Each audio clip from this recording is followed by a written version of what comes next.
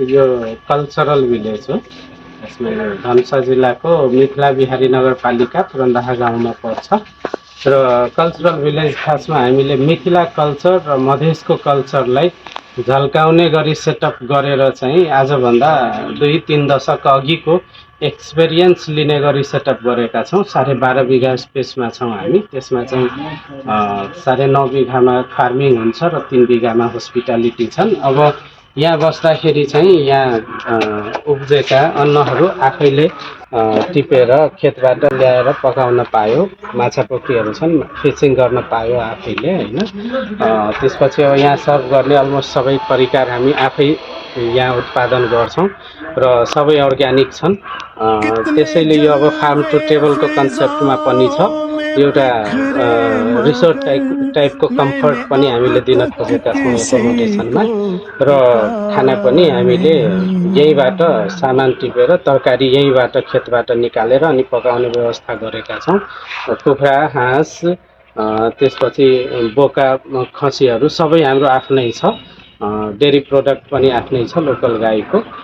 त्यसैले यो चाहिँ आजभन्दा 2-3 दशक अघिको गाउँमा एउटा कम्फर्ट फिल गर्ने गरी गरिएको एकदमै मोडर्न र भनौँ न पुरानो ट्रेडिसनको मिक्सचरको रूपमा हामीले सेटअप गरेका छौँ। हाम्रो हेरेर कतिवटा रुम छ सर त्यसमा?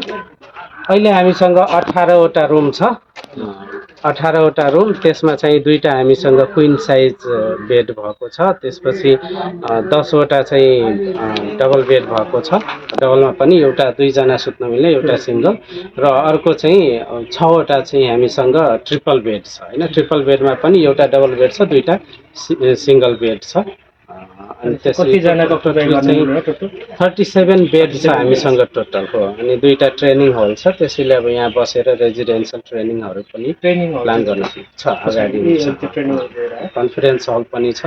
200 जना बस्न मिल्ने छुट्टै छ। 35 देखि 40 जना बस्न मिल्ने एउटा सानो ट्रेनिङ हल छुट्टै छ।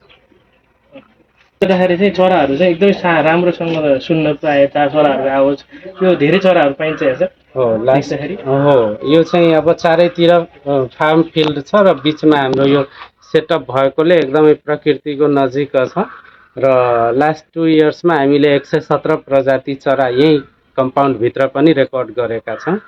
त्यसैले यो चरासँग प्रेम गर्नेहरूको लागि पनि हेभन नै हो यो सबै। अनि यही नजिकै वन छ होइन, 5 किलोमिटरमा धनुषाधाम वन।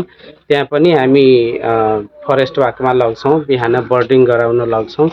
10 किलोमिटर भित्रै चाहिँ चुरे छ। त्यसैले त्यो चुरेमा पनि हाइक